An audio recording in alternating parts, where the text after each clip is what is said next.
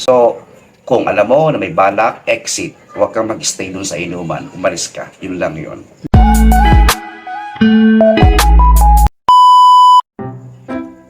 Si kuya, sulong nagiinom madaisan niya at matanong.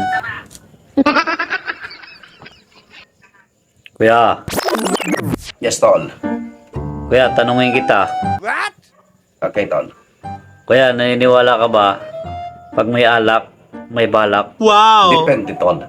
Depende. Yes, tol. At 80% tol, hindi ako naniniwala dyan, tol. Mhm. Linyahan yan, tol, ang mga babae, tol. Hindi Oo. naman lahat, May isa or dalawa na nagbitaw ng linyahan na pag may alak, may balak, tol. Mhm. So, hindi ako naniniwala dyan, tol. Alam mo bakit, tol? Bakit, tol?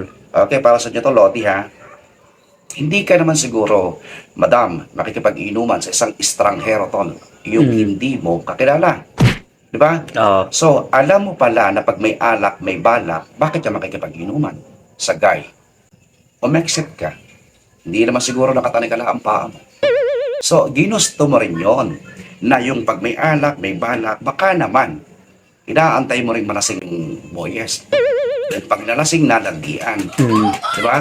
Oo. Tapos pagka pares na kayong nalasing, kasi hindi ka nga umi-exit sa eksena, pag parehas na kayong may tama ng alcohol, pupunta kayo sa Gedli. Wow! Tapos ewan ko kung anong ginagawa nito sa Gedli. Hindi ka naman siguro, inosente. Di ba? So, kung alam mo na may balak, exit. Huwag kang mag-stay dun sa inuman. Umalis ka. Yun lang yun. Hindi yung hihintayin mo na malasing siya or malasing ka rin. Tapos saka kayo magagawa ng mga ewan. So, ano hindi wala to? Yun lang to. Sige, tol.